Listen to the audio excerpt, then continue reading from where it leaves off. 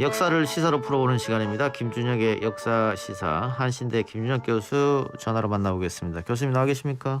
네, 안녕하세요. 김준혁입니다. 예, 방금 김태현 기자하고도 이야기했습니다만 내년부터 일본 고등학교에서 쓰일 사회과 과목 모든 교과서에 독도를 일본의 고유 영토라고 주장한 내용이 실린다면서요?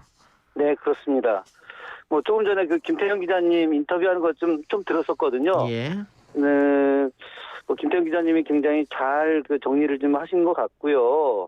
어쨌든 일본의 이번에 이제 문부성에서 역사 총합, 지리 총합, 공공이라고 하는 세 개의 어떤 사회 과목이 좀 만들어지면서 30종에 있는 모든 그 검정 교과서에 독도가 일본 영토로 포함된다라고 하는 내용이 다 들어가 있는 거예요. 예, 사실은 이런 문제는 예전에는 이 검정 교과서에서 다 이렇게까지 포함되지는 않았었는데 예, 이번에 전체적으로 다 포함이 되면서 일본에 있는 모든 학생들이 왜곡된 그 역사 교육을 받는 그런 상황까지 가게 된 거죠. 예.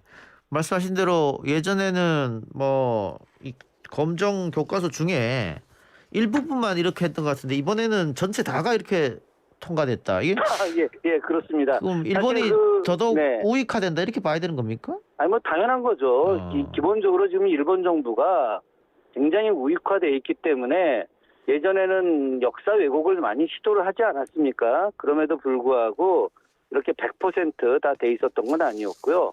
예전에도 상당히 많이 돼 있었어요. 예. 대략 70% 이상 정도가 그런 이제 잘못된 역사 교육을 좀 하고 있었는데 예. 그럼에도 불구하고 한 30% 정도는 나름 제대로 된 기술이 돼 있었는데 예. 이제는 그렇게 만들었던 교과서마저도 다 일본이 주장하는 우익이 주장하는 대로 독도가 일본 땅이라고 기술을 하고 있으니까 기가 막힐 노릇이죠. 예.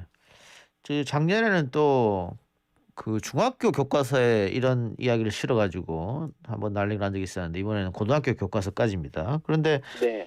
문제가 된 교과서에 독도는 일본 고유 영토이며 한국이 불법 점거하고 있다 이렇게 표현되어 있다면서요? 네, 그렇습니다. 그러니까 이런 것이 이제 문제라고 하는 거죠. 조금 전에 우리 이동영 작가님 말씀하셨던 대로 그 한국이 불법 점거를 하고 있다. 예. 그러니까 지금 그 일본의 초등학생부터 시작해서 중학생, 고등학생들에 이르기까지 이거는 우리가 오히려 불법 행위를 하고 있다라고 지금 생각을 하고 있는 거고 실제로 제가 몇 년 전에 일본에 가서 이제 학생들하고 만나는 일들이 있었습니다. 예. 일본의 그 문화재 관련돼서 우리한테 약탈했던 문화재를 환수하는 것과 관련해서 일본 학생들을 만났을 때 일본이 아니 우리나라가 거꾸로 대한민국이 불법을 자행하고 있지 않느냐라고 하는 이야기를 할 때 굉장히 충격을 좀 받았었는데요. 이런 것들이 다 잘못된 역사 교육에서 나타나는 일들이 아닌가 생각을 좀 합니다. 근데 문제는 독도뿐만이 아니고 이 위안부 관련 문제에서도 왜곡이 드러났다고 하던데요? 좀 심각하죠. 네. 사실은 일본의 지금 역사 교과서 중에 이마카와 출판을 제외하고 나머지 교과서들이 위안부들에 대해서 굉장히 안 좋은 것으로 실제로다가 위안부라고 하는 사람들이 일부러 전지에 와서 돈을 벌기 위한 행동을 했다라고 하는 내용으로다가 아주 기술하고 굉장히 간단하게 그러니까 자기네들이 위안부를 갖다가 성노예로 만들고 강제로 끌고 간 것에 대한 일체의 이야기가 없이 그냥 예. 위안부가 전지에 왔다 이런 정도로 이야기하고 있고요. 실제로다가 일본 같은 경우가 그런 일본의 침략 전쟁들이 있지 않습니까? 침략 전쟁들을 갖다가 침략했다 이런 표현을 일체 쓰지 않고 대륙 진출 이런 표현을 쓰거나 아니면 난징 대학살 같은 거 이런 것들도 거의 대부분 기록하지 않는 자기네들의 잘못된 치부들을 갖다가 철저하게 숨기는 그런 행동들을 하고 있는 겁니다 지금. 8월 15일도 종전 기념일이라고 쓰더라고요. 그러니까 일본은 기본적으로 굉장히 잘못된 행동을 하고 있는 게 크게 두 가지인데 제가 오늘 일본 역사 교과서 문제 때문에 이 얘기까지는 안 하려고 했는데 네. 일본이 지금 2009년도에 히로시마에 원자폭탄 떨어진 곳을 히로시마 평화공원이라고 하는 이름으로 세계 문화유산으로 등재하지 않았습니까? 예. 아니 가해자가 자기네들이 전 세계 수많은 사람들을 공격해서 어마어마하게 많은 사람들이 죽음을 당했는데 그래서 그 전쟁을 갖다 종식시키기 위해서 원자폭탄을 투여했는데 그것 때문에 자기네 나라 사람들이 죽었다고 해서 그것을 갖다가 오히려 피해자로 둔갑을 시켜서 예.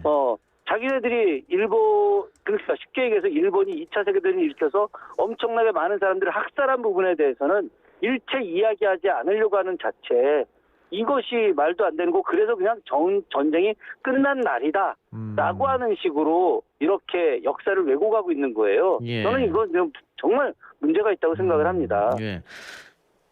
지난번에는 군함도도 유네스코에 올렸다고 하던데, 유네스코에 네. 올릴 때는 처음에는 강제 노동 조선인 강제 노동에서 인정했다가 네. 유네스코에 올라가고 나서는 또 강제 노동 부분을 삭제해 버렸더라고요.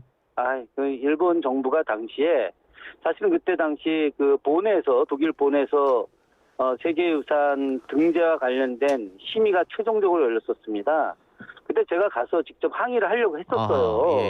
예. 그랬는데 제가 마지막에 가지 못했던 이유가 일본이 유네스코에 압박을 넣었어요. 이거 실제 이야기입니다. 어떤 예. 압박을 넣느냐? 예. 당시에 우리 백제 역사지구, 즉 공주 부여 익산 이 백제 역사지구가 세계유산 등재를 올렸는데 예. 일본이 만약에 군함도와 관련해서 한국이 우리 같은 문화유산 전문가들이 가서 항의를 하게 되면 이것도 못하게 만들겠다라고 하는 그런 압력 같은 것들이 실제로 존재했었기 때문에 예. 우리가 진짜 당시 일본이 그런 강제징용이라고 하는 문구를 넣는 것으로 예. 세계인들에게 군함도와 관련해서 자기들이 잘못한 것이라고 하는 걸 인정하는 조건으로다가 더 이상 우리가 항의를 하지 않았었던 거였는데, 그런데 막상 되고 나서 그런 약속을 철저하게 배반하고 자기들의 유리한 것만 한 거죠. 그래서 강제 노동과 관련된 일체 내용을 빼고 그때 당시 군함도에서 어마어마한 학살들을 하지 않았습니까? 조선에서 끌고 온 노동자들, 징용 노동자들에 대해서. 예. 근데 그런 부분들이 산업화라고 하는 이름으로 자기네들이 엄청나게 훌륭한 어떤 근대 산업의 일꾼 혹은 근대 산업의 현장으로다가 이렇게 역사를 호도하는 것들이죠. 저는 이런 일본의 태도는 참 있을 수 없는 일이다라고 저는 생각을 합니다. 예. 근데 지금 1995년도에 무라야마 도이미치 총리가 식민지배와 침략 사실에 대한 사죄 담화를 발표했지 않습니까? 그때 김대중 오부치 선언도 있었고 말이죠. 근데 그때는 사실은 일본이 일으킨 전쟁을 침략이라고 규정하고 사죄를 했고 교과서에도 그런 내용이 실렸는데 네네. 거기에 반대해서 우익들이 새로운 네. 역사 교과서를 만드는 모임, 소위 말하는 새역모, 네네. 이걸 만들면서 역사 왜곡이 시작된 것 같아요. 그렇죠. 그러니까 일본의 당시 우익들이 무라야마 총리 담화에 대해서 이건 있을 수 없는 일이다 계속 반대 의견을 표명하지 않았겠습니까? 예. 그런데 이번에 이제 역사 교과서의 더 큰 문제는 뭐냐면은 2차 세계대전의 A급 전범들, 예.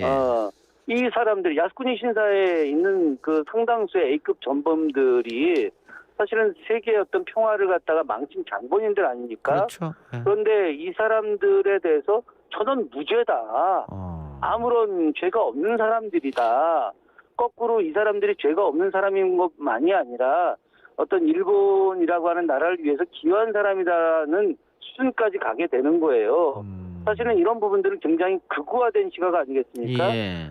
역사라고 하는 것이 객관적인 입장에서 서술을 해야지 그걸 통해서 자라나는 세대들이 나름 올바른 역사 교육이라든가 아니면 객관적 입장에서의 역사 인식들을 갖게 되는데 이렇게 철저하게 처음부터 극우적 역사관으로다가 거짓을 갖다가 기술을 한다면은 그건 일본을 위해서도 좋은 일이 절대 아닙니다. 이게. 예. 이게 어떻게 자민당이 계속 장기 집권 하다 보면서 생겨난 폐해라고도 볼 수 있을까요? 계속 오른쪽으로 향하는 게? 그렇죠. 민주당 정권이 잠깐 잡았던 게 예전 2011년에 하토야마 총리 시절에 잠깐 잡았던 거 아니겠습니까? 예. 네, 그러다 보니까 이제 아주 잠깐 짧은 시간 내에 정권을 잡았다가 계속해서 자민당이 정권을 잡고 있다 보니까 자민당 역시 극우 세력들과 계속 손을 잡게 되는 거거든요. 예. 이런 모습들 때문에 계속해서 우익의 어떤 극대화, 그래서 역사 왜곡이 심각해지는 것이고, 특히나 이제 일본 극우 세력들 같은 경우가 우리나라와의 관계를 갖다가 다시금 새롭게 식민지를 만들고 싶은 의도가 있지 않습니까? 예. 그러다 보니까 계속해서 잘못된 내용들을 하는 것이고, 하다못해 뭐 기억하시겠습니다만 난징 대학살과 관련해서 그 사실을 기록했던 그 미국의 작가죠. 그 작가가 이제 뭐 중국계 작가이긴 합니다만은 그 작가가 어느 날 갑자기 살해됐지 않았겠어요? 예, 예. 그 당시에 그래서 일본의 극우 세력들이 이 작가를 갖다 살해했다라고 하는, 살해했을 가능성이 높다라고 하는 이야기까지 나올 정도로 일본의 극우 세력들이 이제 두려움이 없어지는 거죠. 예. 그런 측면에서 아주 다방면의 어떤 세력들에게 혹은 다방면의 문화 계층들에게 자신들의 생각을 주입하면서 일본이라고 하는 나라가 이제는 정상적 국가가 아닌 어떤 극우의 어떤 인식들이 가득한 나라로 변화하는 것이 아닌가라고 하는 큰 그 우려가 예. 실제로 존재합니다. 예. 그러면 독도나 위안부 문제를 객관적으로 교과서에다가 쓰는 회사가 있으면 그 출판사 책은 검증 통과가 어렵다 이렇게 봐도 되겠네요. 거꾸로 보면. 실제로다가 그 문부성에서 그런 그 교과서를 검증하는 방식들이 좀 있고요. 예. 그리고 학습 지도 요령이라고 하는 지침 같은 게 좀 있습니다. 예. 그래서 이제 문부성이 이런 지침들을 내놓기 때문에 거기에 맞춰서 해야 되는 것들이 아마 존재하지 않겠습니까? 예. 그러다 보니까 이제 문부성 눈치를 좀 보는 거죠. 예. 그러니까 검정 교과서에 통과가 되어야지 일단 기본적으로 학생들이 사서 볼 수 있는 상황이 되니까. 그렇죠. 예. 출판사도 또 뭐 나름의 어떤 경제적 이익을 얻어야 되는 상황에서 예. 정의로운 역사 기술을 했다가는 아예 문부성이 검증을 해주지 않게 되면 많은 그 비용과 또 저자들을 통해서 만들어낸 책이 사장될 수 있다고 판단을 해서 거꾸로 잘못된 역사 기술을 이렇게 하게 되는 것도 저는 존재한다고 보는 거죠. 예. 오늘 정세균 총리가 뭐 강력 항의하는 이야기를 했고 뭐 이런 일이 있을 때마다 우리 정부에서 일본 정부에 항의하고 뭐 일본 대사를 초치하고 여러 가지 조치를 취합니다만 전혀 바뀌지 않는 것 같아요. 일본은. 일본이 내부적으로 저는 좀 상당히 문제가 좀 있다고 봅니다. 이 일본이 자민당이 이렇게 오랫동안 집권을 하면서 일본의 어떤 균형과 견제 시스템이 좀 사라진 것이 아닌가.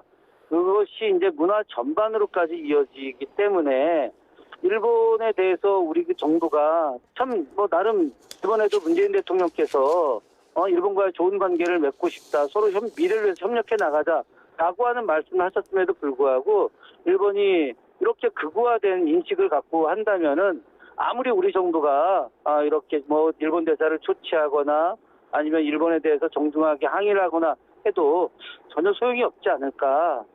이런 생각이 좀 들죠. 예, 그러니까 말씀대로 뭐 문재인 대통령이 화해 제스처를 보낸다고 하더라도 네. 일본 정부에서 이렇게 나온다고 하면 또 우리 국민들의 여론이 있으니까 또 네. 정부로서는 함부로 움직일 수 없는 문제고 말이죠. 저는 일본 내부에서 예. 나름의 어떤 진보적 지식인 혹은 뭐 객관적 지식인들이 더 이상 이런 형태로 나가게 되면 아시아의 평화에 상당히 문제가 있을 수 있다라고 하는 운동 같은 걸 좀 해야 되지 않을까. 예. 뭐 솔직히 지금 그런 생각을 합니다. 그래서 일본 지식인들의 두려움 같은 것들, 이것들을 빨리 이렇게 좀 떨쳐내는 것들이 일본도 좋고 세계 전체도 좋아지지 않을까. 그런 생각을 하죠. 예. 그럼 근본적으로 뭐 이런 얘기가 나올 때마다 독일하고 비교를 안 할 수가 없는데 네. 그 아까 말씀하신 것처럼 A급 전범자를 찬양하고 뭐 더 잘했다 이런 이야기는 독일에서는 있을 수 없는 일이잖아요. 그렇죠. 예. 그리고 또 독일에서는 계속 자신들이 전쟁 중에 일으켰던 범죄를 국가 범죄를 사죄하고 있는데 일본이 그런 것을 부인하면서 오히려 역사 왜곡을 시도하는 근본적인 원인 이유가 있을 것 같아요. 저는 이제 그런 근본적인 원인을 일본 내부의 잘못된 민족주의라고 좀 생각을 합니다. 예. 일본이 이제 사실은 일본이라고 하는 지명 자체가 해가 뜨는 근본이라고 하는 나라라고 하는 거잖아요, 이게. 예. 근데 이 일본이 자기네들이 굉장히 이런 뭐 좀 나름 자부할 수 없는 역사, 사실은 역으로다가 일본이 임나 일본부를 이야기하면서 과거에 우리 한반도를 식민지화했다라고 하는 거짓 역사건데 이거는 오히려 예. 자기네들이 좀 부끄러운 역사라든가 아니면 자존심 상하는 역사를 갖고 있기 때문에 예. 의도적으로도 잘못된 역사관을 만들어내거나 역사 왜곡을 하는 것들이거든요. 예. 그래서 자기네들이 완전히 강력한 국가였다. 그러니 이제 앞으로 우리가 다시 또 세계를 지배해 나갈 거다라고 하는 잘못된 그런 민족주의, 잘못된 역사 인식이 계속해서 이런 그 오류를, 이건 뭐 아주 의도화된 오류, 의도화된 왜곡이거든요. 예. 이렇게 거짓을 일삼는 것이 아닌가 생각을 좀 하죠. 예. 아니 그런데 아키히토 일왕이 직접 백제 후손이라고 얘기한 적도 있었는데. 그 2011년에 이야기했었죠. 예. 네, 그때는 이제 아키히토 일왕이 어떤 한일 간의 관계를 갖다가 잘 협력 맺어보자라고 하는 내용으로다가 기자회견 장소에서 사실은 우리 일본 왕실은 백제 무형왕의 후손이다. 예, 예. 라고까지 이야기를 했거든요. 예. 그것 때문에 그 당시 일본이 막 난리가 났었거든요. 그랬습니까? 예. 예. 실제로다가 뭐 제가 전에도 한번 말씀드렸는지 모르겠지만 일본은 일본 왕릉을 절대 공개하지 않아요. 예. 우리는 조선 왕릉 다 공개하지 않습니까? 예. 일본 왕릉 공개하지 않습니다. 왜? 백제의 어떤 문화 흔적이 그대로 담겨 있기 때문에 공개하면 안 된다고 생각을 한 거죠. 알겠습니다. 제 일본이 하루빨리 정신 좀 차렸으면 좋겠네요. 오늘 말씀 여기까지 네. 듣겠습니다. 고맙습니다. 네, 고맙습니다. 지금까지 네. 한신대 김준현 교수였습니다.